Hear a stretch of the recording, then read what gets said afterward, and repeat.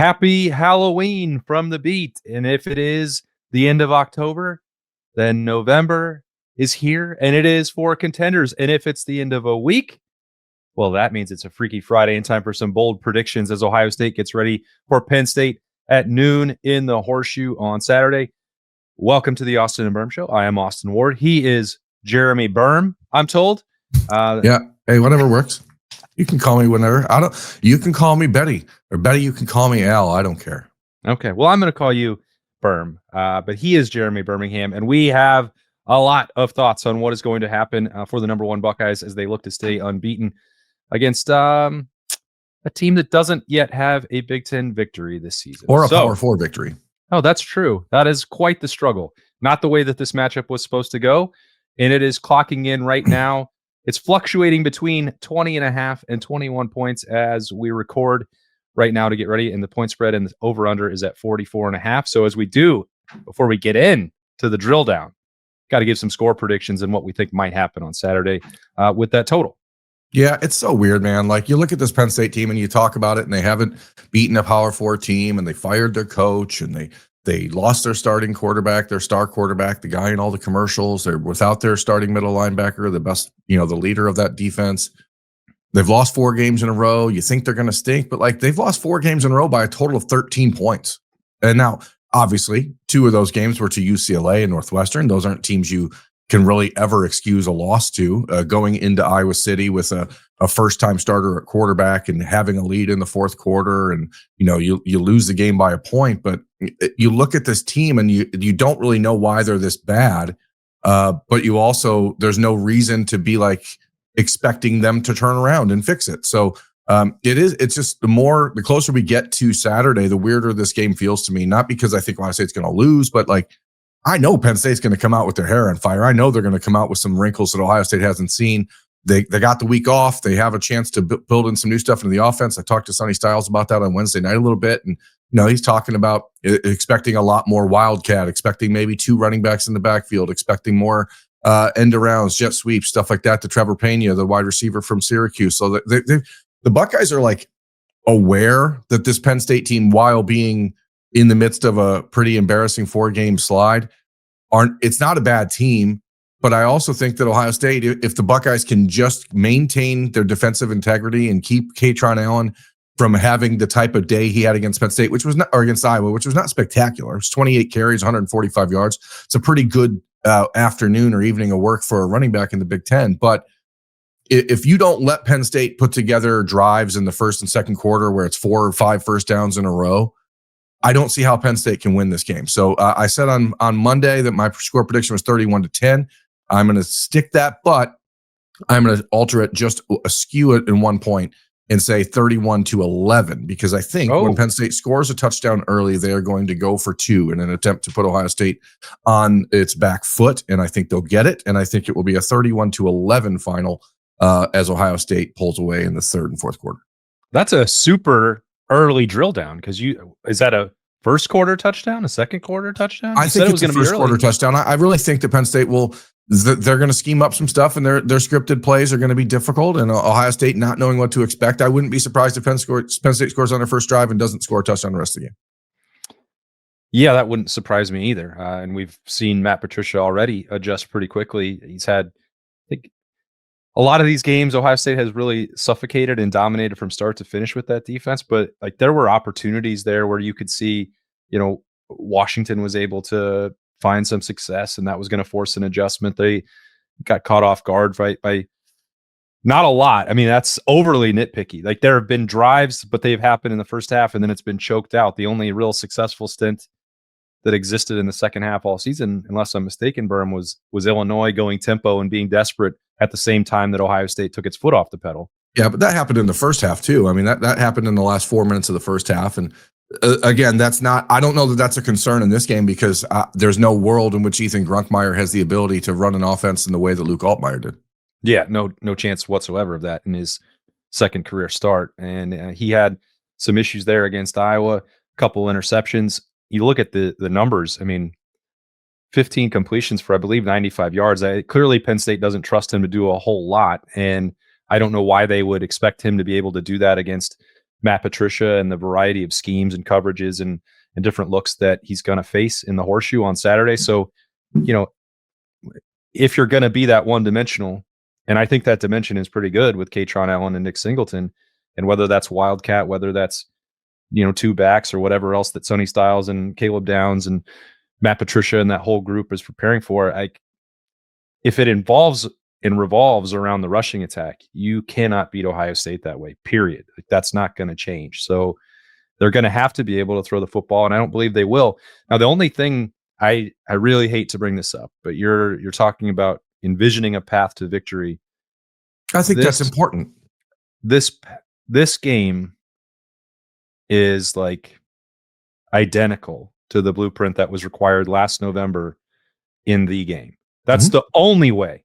And that was also contingent on Ohio State making a bunch of mistakes, dealing with some injuries, missing field goals. Like, the path was exceedingly narrow, and Ohio State walked right down it and through it and into it, and it cost himself the game. And even when it comes to the strength of the Penn State defense compared to where Michigan was a year ago, that's going to be in the trenches. So I don't bring that up I don't want to talk about it, and it's not to put salt in anybody's wounds, but it is why I think Ohio State has been on alert the way that they have been for the last 2 weeks about this game and the talent level that they're facing, because Penn State can run the football, and Jim Knowles does have a defense that could be able to take some things away from Ohio State, especially if they are intent on running the football, or at least in the way that they did against Michigan last November. So, I'm in this position now, and it used to give me a lot of guff for it over the years, that I couldn't envision a scenario where Ohio State was going to lose to Michigan. Now I got the losing streak. I know that I've always bet routinely against James Franklin, but now I have this, I've built up these coverage scars. It's like, I know what the path is that Penn State could win this game with. I just don't think that Ryan Day is going to allow it. Yeah, I mean, I don't think that it's going to be a Ryan Day decision. That's ultimately what it comes down to. I mean, I think that the path for Penn State is to get Ohio State off the field quickly and to hold on to the football. And so if the Buckeyes can't run the ball, if the Buckeyes struggle in the trenches early and aren't able to win at the point of attack with the defensive tackles of their own, if Caden McDonald is neutralized or double teamed, and then you're required to lean on Tywone Malone or Edric Houston to be the run stuffer, and then you force Sonny Styles to be in the middle, and you open up the middle of the field for the tight end, which is tight end Penn State's always good at. There's little things, but I think that Michigan game was instructive in so many ways, because heading into that week, like there's no way Michigan can win unless this exact script happens. And then that exact script happened. And so, like, you can't completely dismiss it. You can't ignore it. You can't say it can't happen, because we all watched it happen 12 months or 11 months ago. So, but the question is, what did Ryan Day learn? What did the Buckeyes learn? What did they learn from themselves at Wisconsin when they came out and said, hey, if we want to just throw the ball all day, we can. Now, that's the interesting thing about Penn State to me. And we'll talk about that as we get into these predictions, because Penn State's defense, which, there's been so much discussion about how long it takes to really get acclimated to the Jim Knowles system and the 3-year thing. We spent a lot of time in the offseason talking about whether Penn State would basically like be on a curve because they had so many veterans on their defense that maybe it's easy for veterans to learn. Clearly, that's not the case, because they have struggled mightily at times to stop anybody. Penn State, I think, is number 29 in the country in total defense. It's not a bad defense by any stretch, but the things that you expect from Penn State have not been what has occurred this season. And I think we can, lean into that when we start this first bold P with mine, which is that I think Penn State right now is number 5 in the country in giving up passing yards per game. The most yardage they've given up in a single game this year to a receiver is 93. That is to, I think, Griffin Wild from Northwestern. Jacorian Moore, the freshman standout for Oregon, had 89 yards. So Penn State is only giving up 153 yards a game through the air. I think Carnell Tate is going to have more than that by himself on Saturday.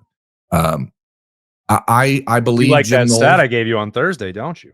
I believe that Jim Knowles, as a guy who understands he has to take away Ohio State's best option, which is obviously Jeremiah Smith.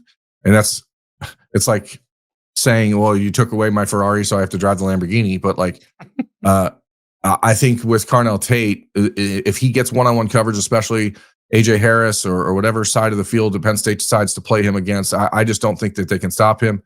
Ohio State is going to have an opportunity to throw the ball. Dante Moore threw for about 250 against Penn State. That was the most they've given up in a game.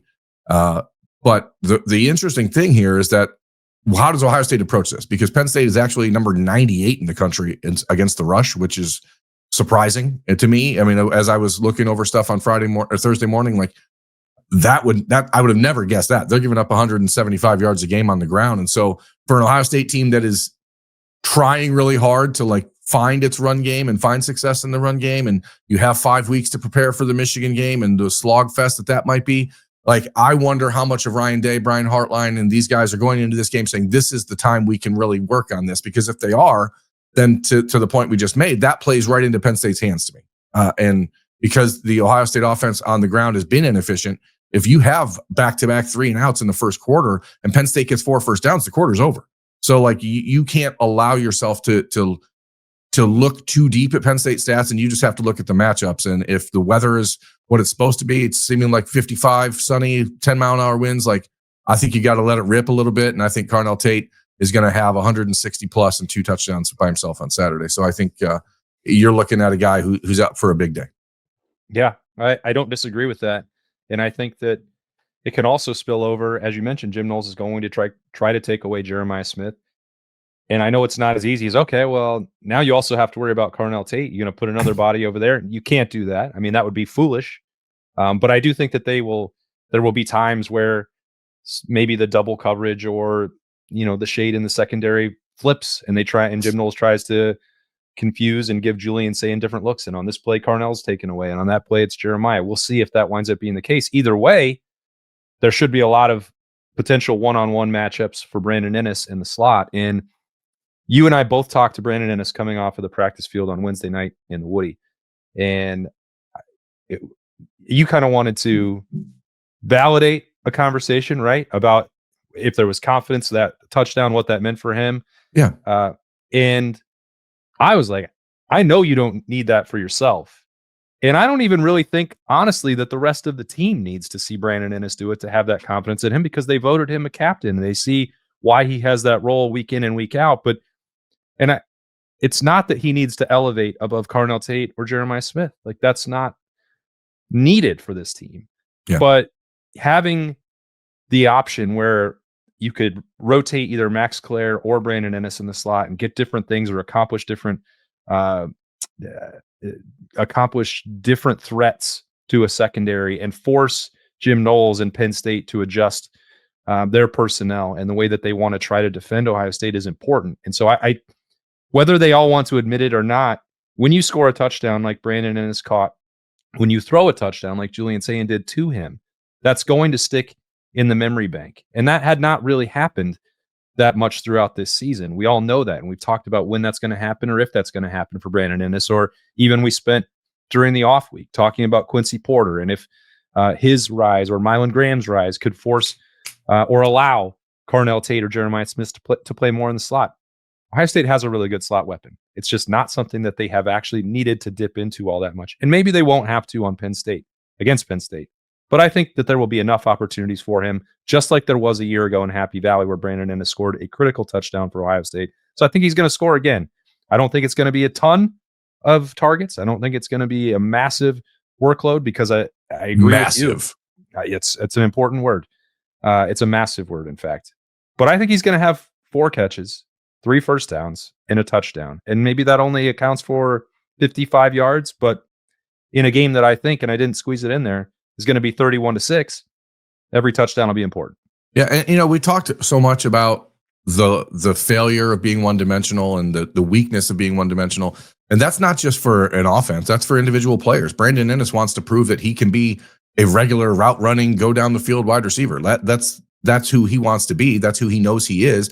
If he wants to play in the NFL, you can't just say, well, I'm a gadget guy. I'm the slot guy who can only run 4-yard routes. Like, Brandon Inniss wants to prove to people that he is a full-time, big-time wide receiver.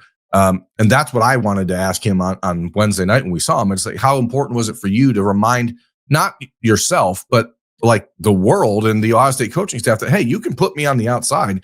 You can move JJ and Carnell into the slot with me on the field, and I can still do those things.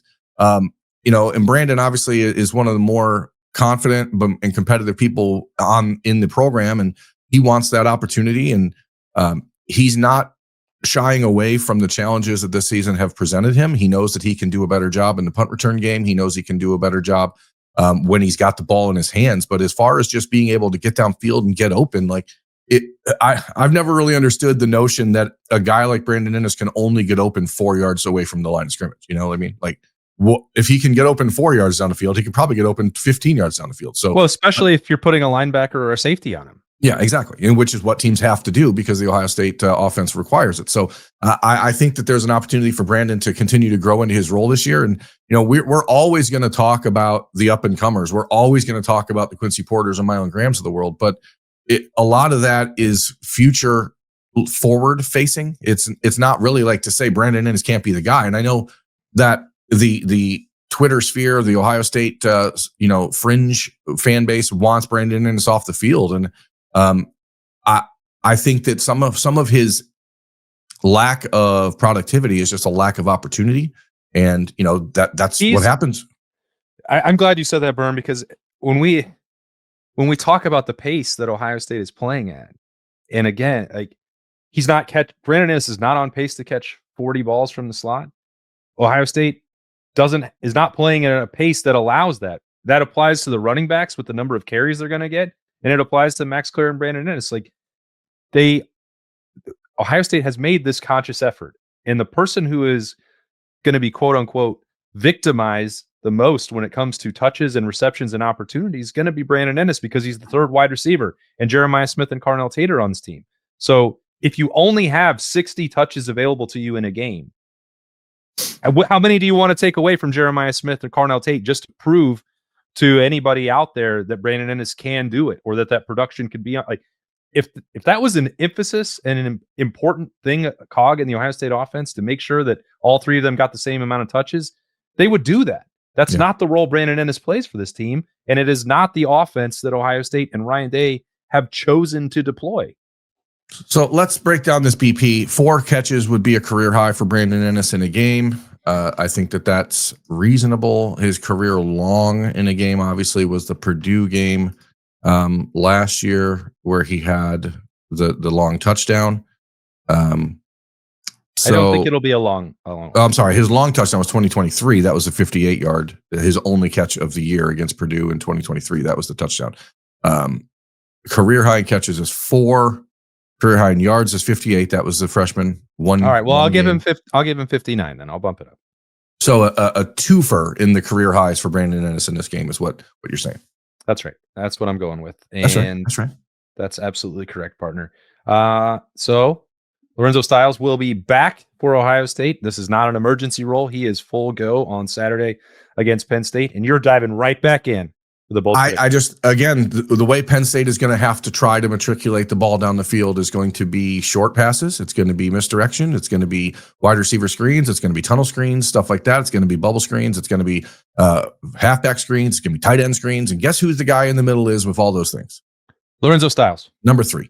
I know, again, similar to Brandon Inniss, the discussion about Lorenzo Styles on the internet is not always positive.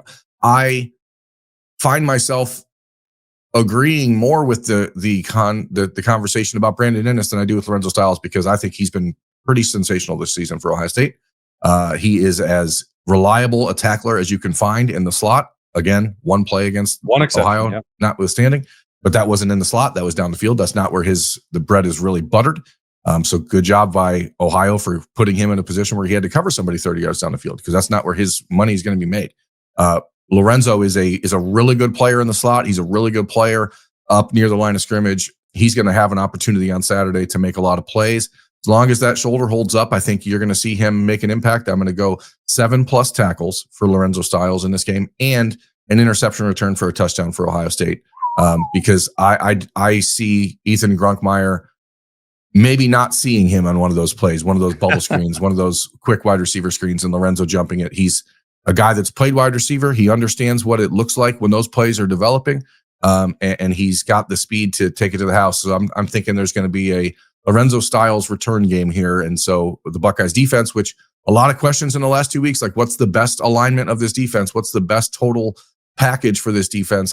Ryan Day left no doubt about that to me on Tuesday when he said that Jermaine is better when Lorenzo's out there, and just like Jalen McClain is better when Caleb Downs is out there. Like we say it all the time. Ryan Day doesn't say things on accident. Lorenzo Styles is going to start. He is going to play the majority of the meaningful reps, and he's going to make an impact. 7+ tackles, interception return for a touchdown for Lorenzo.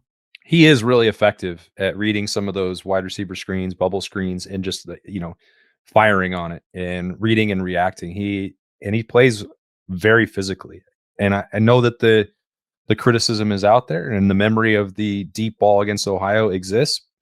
We're now looking at a year and a half's body of work, and that's the only time over that stretch where Lorenzo Styles has let one get over his head, and then he simply didn't make the tackle after that. Yeah. That's the fact that we're still talking about it a month and a half later tells you how little there is to actually criticize with Lorenzo Styles and this defense as a whole. Like, that's nitpicking from something that happened in the non-conference slate a month and a half ago, and we're into November, and he came back and was healthy and effective until the shoulder injury slowed him down. I'm so mad at myself, for those watching on YouTube or 10 TV Plus, that I missed the opportunity to put Nittany picking as the title for this Lorenzo Styles slide, because it makes perfect sense. I thought we talk all the time about our nitpicking, and here's a guy who's going to be doing Nittany picking on Saturday, and I missed it. I thought you were going to call it Zovember. Oh my gosh, I'm 0 for 2. I didn't really intend for this to work this way, but I picked Brandon Inniss, who had a big play in Happy Valley in the critical win over Penn State on the way to the national championship a year ago. And IGB's interception in that game, Davidson Igbinosun, was one of the more sensational individual efforts on defense I think that you're ever going to see. And most important last year. And absolutely pivotal in the win, in the momentum, what that did to deflate the crowd. Because virtually everyone there in white was under the impression that was a touchdown. A lot of the people in the press box, I distinctly remember it. Like, what are they reviewing here? Aren't they going to kick the extra point? And I was like, I'm pretty sure that Davidson Igbinosun intercepted that ball. And lo and behold, he did. Needed to, on the heels of a penalty. We've talked about the highs and lows and the risk reward with Davidson Igbinosun, and I'll knock on my desk right here. He's been very, very productive and efficient at avoiding penalties this year. He's still playing very physically, but not past the letter of the law in most cases. And I think that, look, Ethan Grunkmeyer, if I'm correct, that Penn State is not going to be able to just go run the football with Katron Allen and Nick Singleton directly into the teeth of the Ohio State defense, and they find that there is no successful route to throwing the bubble screens and the wide receivers and tunnels and all those things that you mentioned, Berm, they're going to have to take one or two shots. And I think that Penn State will regret it, because Davidson Igbinosun has been waiting, starving to feast on an interception and take one back to the house. And I think that is going to happen on Saturday. Got a Davidson Igbinosun pick six. The entire BIA thing and all these guys, the discussion in the last few weeks about Jim Knowles and the lack of relationships the players had with him. I mean, you remember I put it on the cover of Thursday's edition of The Beat, but it was back in January or early February, right after Jim Knowles was announced at Penn State, Devin Sanchez retweeting the Penn State introductory post with just November 1st on it. Like these guys in the secondary are wearing this game a little different. Like, there's a little bit of bitterness there, more so. The secondary is always the emotional guys, or the trash talkers, and we know that. But you see the way Sonny Styles deflects things, or Caleb Downs deflects things, or even Kenyatta Jackson or the defensive line was like, yeah, well, it is what it is. But the defensive backs it's funny because corner is supposed to be the short memory position, but all these dudes are like really holding on to some grudges. So I think Davison, who's played sensational this year, is certainly a guy that is in a position to make some plays, because, again, Penn State doesn't have a lot of deep weapons, but if they're going to try to have any success or open up the run game for Katron Allen, you're going to need to soften the middle of that Buckeye defense, and that means some shots. And Davison's been as good as anybody in the country covering it this year. I think you have to have that short memory that you mentioned at corner, but you also have to have an ability to find motivation, because if you're not going to dwell on every play, you're going to have a long memory for perceived slights and that Michael Jordan iPad. It's like, I took that personally. I think IGB and Jermaine Matthews, like, I know that they had a ton of headbutting opportunities back and forth, and pushed and challenged each other, and came out for the better for it at the end of last year. But I bet that Jermaine feels a type of way as well about Jim Knowles being in a different color on Saturday at the Horseshoe. Drew Aller, I don't think would be in any better shape to go play this secondary on Saturday. Is my point. Yeah, I tend to agree. I mean, Jermaine was one of those guys. He's a hard on his sleeve type of guy, and if you think back to last year and players that seemed to have a better connection with Jim Knowles, he was one of them, I think. Yeah. But not without friction. Yeah, I mean, there's always friction when you're dealing with cornerbacks. That's what they do. That's how they want it. So we'll see. It should be a very interesting game for Ethan Gronkmeyer. Again, I believe Ethan Gronkmeyer is going to be a really decent college quarterback down the road. I don't know that that's going to get put on display this week. And if it does, then Penn State will win the game. But if it doesn't, he's going to probably have a game that he'll want to forget. Yeah, I think that's correct. What is this? Special teams? Ohio State's going to make a 50-yard field goal in this game. Oh, my. I think it's time. I think it's time for Jaden Fielding to get this monkey off his back. And he hasn't made a 50-yard field goal in his time at Ohio State. He continues to be inconsistent, kicking inside of the horseshoe. This weekend, you got a nice breeze, 10 to 15 miles an hour. Maybe you get a little wind at your back, and I think it's time for him to make one. And I don't know when it happens. I think Ohio State knows that they're going to need their field goal kicker to win a national championship at some point in this season. And so why not Saturday? Why not Saturday for Jaden Fielding? Prove me wrong. That's all I'm saying. Like, I know I've been hard on Jaden. I've been hard on the kicking game.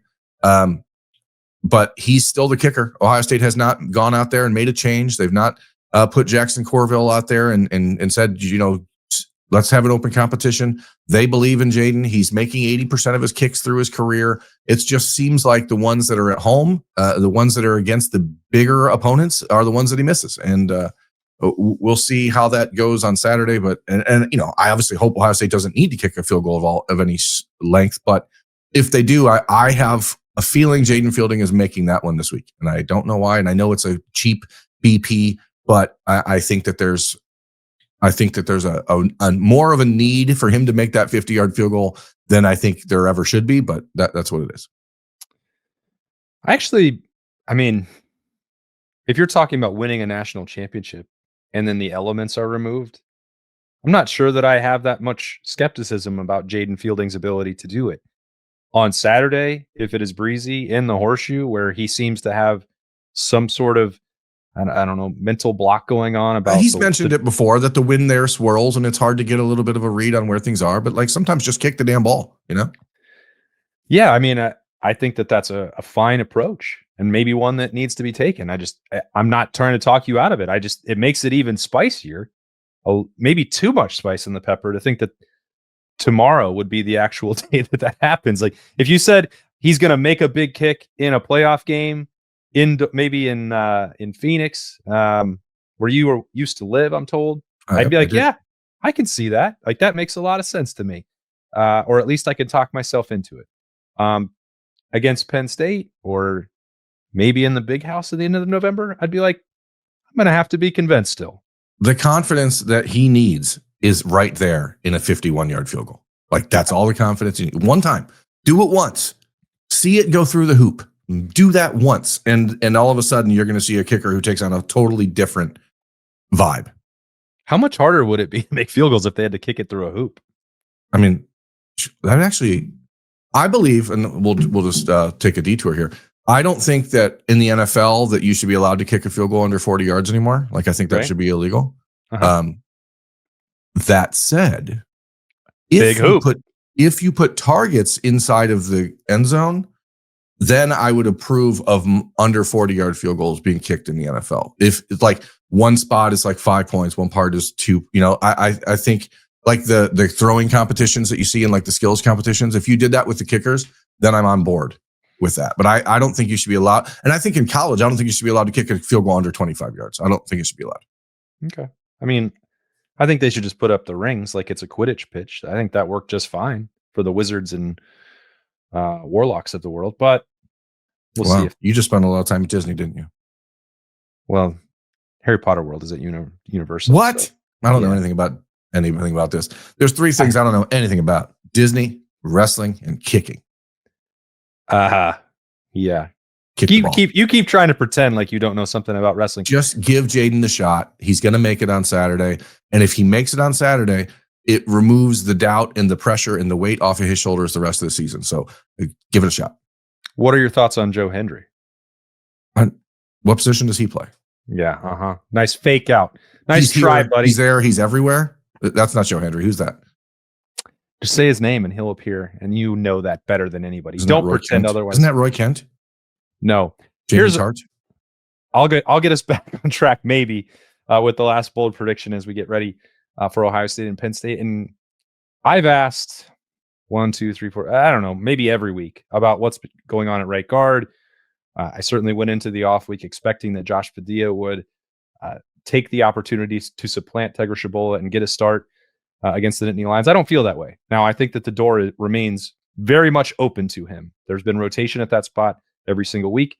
And maybe I'm a prisoner of the moment, but Tegra Shabola has certainly proven me and America wrong before during the college football playoff. And just seeing him putting in the extra work again, which he does not always do. Now, we're not there every single day, but I'm just comparing some Wednesdays to other Wednesdays that we get to see.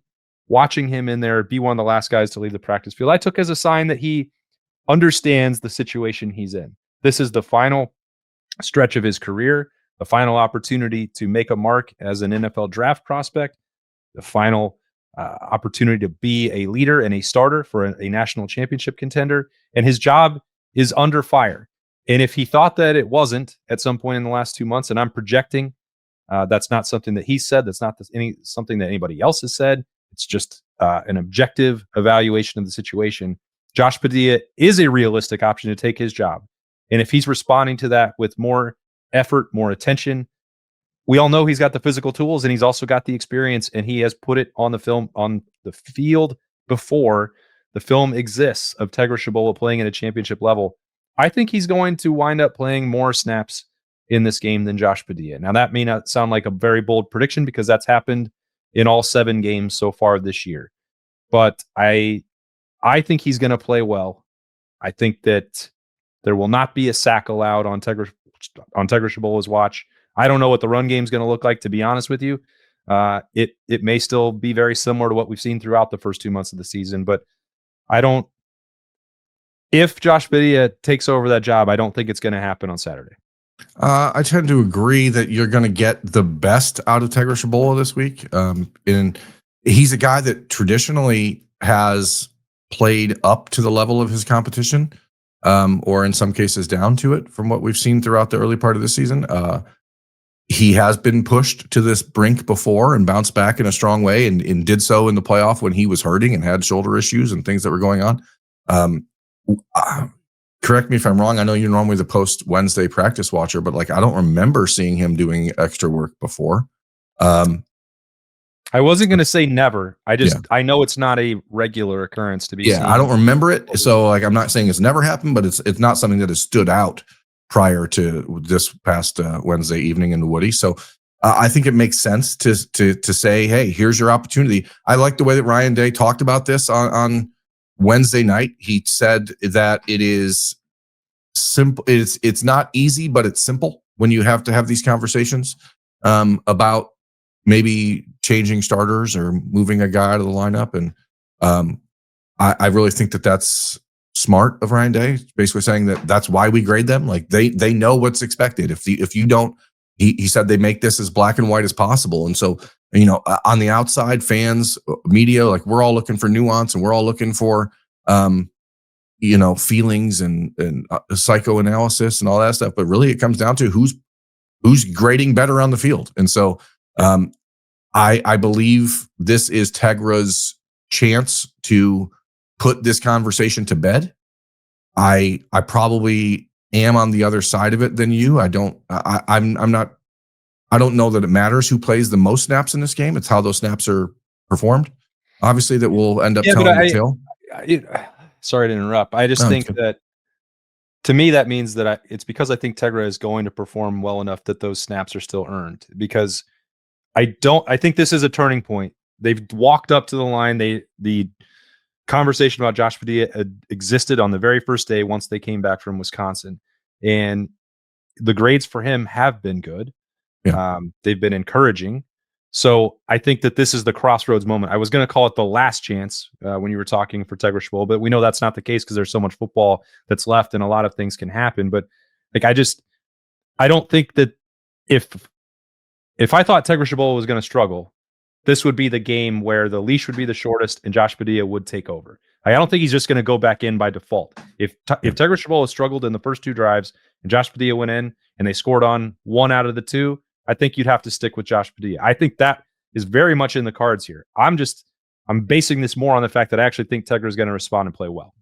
Yeah, I don't think it's a last chance, as you said. It is a defining moment, and we'll see how he responds. Because if you want to be a future NFL player and you want to be a draft pick and not a guy who's a undrafted free agent and bouncing around or next year for playing football, like this is where that money is made. If you think about Donovan Jackson heading into November last year when we were walking into Penn State at the first week of November, like imagine how much his life changed after that point. And now he, ends up being a first round pick, did all the things that he had to do.